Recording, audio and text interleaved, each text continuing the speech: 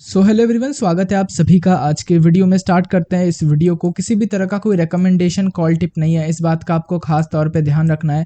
Proper अपना analysis करो, उसके बाद आपको जो सही लगता है वही करना। किसी के बात पे या मेरे बात पर भी आप विश्वास मत करना। प्रॉपर जाओ, चार्ट खोलो, चार्ट देखो, एनालिसिस करो। आपको अगर अच्छा लगता है, समझ में आता है तो इन्वेस्ट करो, या आपकी इच्छा है। हमारे तरफ से कोई भी कॉल टिप रिकमेंडेशन नहीं है। स्टार्ट करते हैं वीडियो को। सबसे पहले सब्सक्राइब करो और वीडियो अच्छा लगे तो दोस्तों में शेयर भी करना, लाइक भी करना। सेकंड चैनल है, इसको भी जा करके आप चेक कर सकते हो। यहाँ पे यूट्यूब चैनल के साथ आप टेलीग्राम पर भी ज्वाइन हो सकते हो। यहाँ पे भी लगातार मैं आपको जो है वीडियोस अपडेट देते रहता हूँ कि कौन से स्टॉक में अपॉर्चुनिटी है, कौन सा स्टॉक मुझे अच्छा लग रहा है, इसके साथ कौन से स्टॉक्स कैसा परफॉर्म कर रहे हैं, ओवरऑल इंडेक्स कैसा, सब कुछ मैं यहाँ पे आपको बताता रहता हूँ।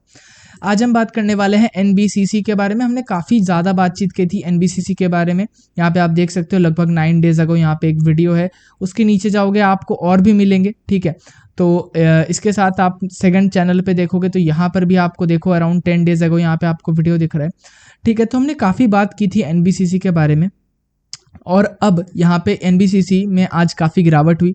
आपको पता होगा आज ओवरऑल मार्केट में ही एक बहुत ख़राब सिनेरियो बना हुआ था। ओवरऑल मार्केट ही बहुत ज़्यादा पैनिक में था, बहुत ज़्यादा आप कह सकते हो mid caps and small caps में गिरावट थी। इसी वजह से आज एनएमडीसी भी लगभग 3.68% नेगेटिव क्लोज हुई है। जो स्टॉक यहाँ पे थोड़ा बहुत कंसोलिडेट कर रही थी, तो यहाँ पे कंसोलिडेशन था, ब्रेकआउट आया, यहाँ पे कंसोलिडेशन होता, ब्रेकआउट आता, इस तरह से स्टॉक चल रहा था। वो जो पैटर्न था वो बिगड़ गया इस आप कह सकते हो एक नेगेटिविटी की वजह से, एंड स्टॉक आज काफ़ी नीचे आया। ओके, अब यहाँ पे अगर आप देखोगे तो मैंने एक बॉक्स ड्रॉ किया हुआ है, ठीक है। हमने ट्रेड में एंट्री कब बनाई थी? हमने ट्रेड में पहली एंट्री बनाई थी यहाँ पे, दूसरी एंट्री हमने बनाई थी यहाँ पे।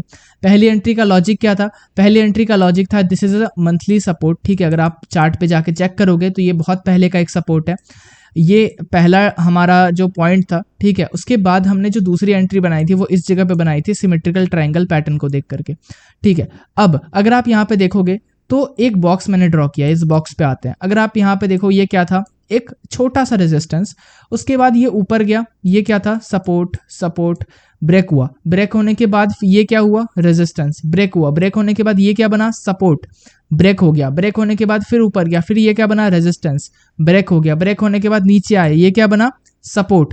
तो अगर आप देखोगे बार बार स्टॉक इसी जगह पे कंसोलिडेट करके या तो सपोर्ट रेजिस्टेंस शो करता है या तो कुछ करता है। मतलब यहाँ पे आप कह सकते हो कि स्टॉक इस जगह पे अपना कुछ एक्टिविटी दिखा रहा है, ठीक है, स्पेशल एक्टिविटी दिखा रहा है।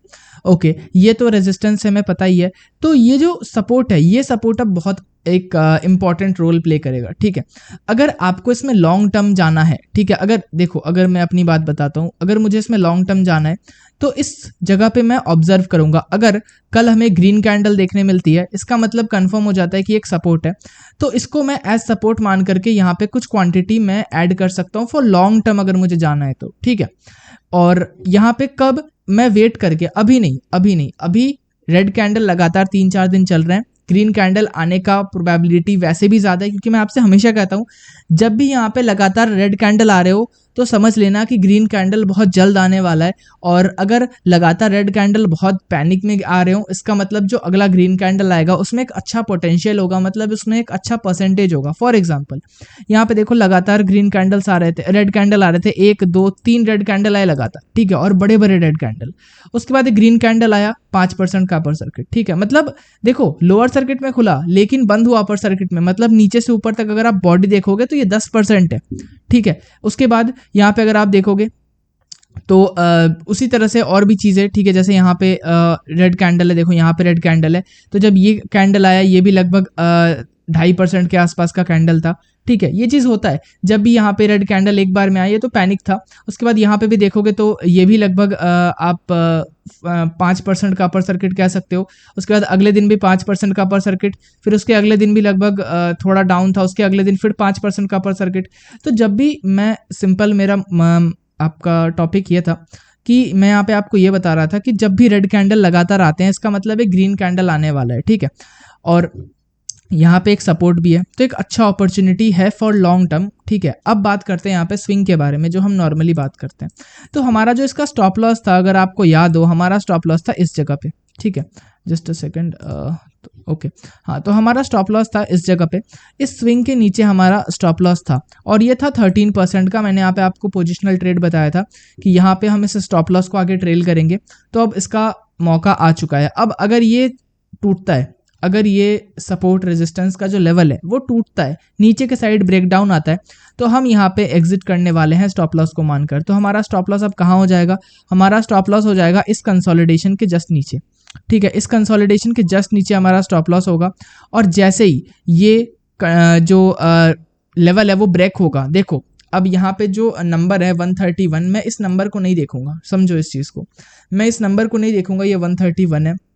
मैं यहाँ पे ये देखूंगा कि यहाँ पे डेली क्लोजिंग बेसिस पे क्या हो रहा है। डेली क्लोजिंग बेसिस पे अगर ये ब्रेक करता है नीचे के साइड इसको, तो मैं यहाँ पे एग्जिट कर दूंगा। जो थोड़ा रिस्क लेना चाहते हैं वो एक और दिन वेट कर सकते हैं।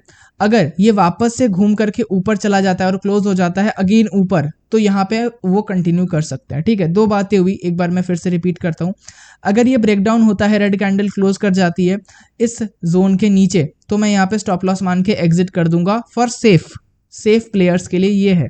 और अगर आप रिस्की हो तो आप इस कैंडल के बाद एक और दिन का वेट कर सकते हो, एक और कैंडल का वेट कर सकते हो। अगर वो भी इस लेवल के नीचे, इस जोन के नीचे क्लोज हो गया, तो उस केस में आप फिर एग्जिट करना। इसमें क्या होगा, आपका थोड़ा रिस्क फैक्टर बढ़ जाएगा, लेकिन अगर ये वापस से घूम करके ग्रीन में क्लोज हो गया ऊपर के साइड, तो आप इस ट्रेड को कंटिन्यू रख सकते हो, ठीक है। इस तरह से ये चीज़ें हैं।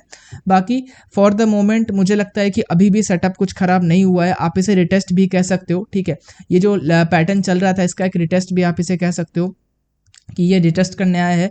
और उसके बाद आगे देखते हैं कल का दिन क्या होता है। आज के दिन पैनिक था, न्यूज़ भी आ गया था, बहुत चीज़ें हो गई थी, इसीलिए आज थोड़ा सा हमें जो है मिड कैप स्मॉल कैप्स काफ़ी नीचे आते हुए दिखे। होप कल एक अच्छा दिन हो, बाकी देखते हैं जो भी होगा। बाकी सेटअप्स में कोई अभी दिक्कत नहीं है, अभी कोई सेटअप में प्रॉब्लम नहीं है, ठीक है। और बाकी कल मिलते हैं और कल देखते हैं क्या होता है क्या नहीं होता है। फॉर द मोमेंट किसी भी तरह का कोई रिकमेंडेशन कॉल टिप मैं नहीं प्रोवाइड करता हूँ। प्रॉपर एनालिसिस करने के बाद आपको जो सही लगता है वही करना। और मैं आपसे मिलता हूँ किसी और वीडियो में। जय Hind and thanks for watching.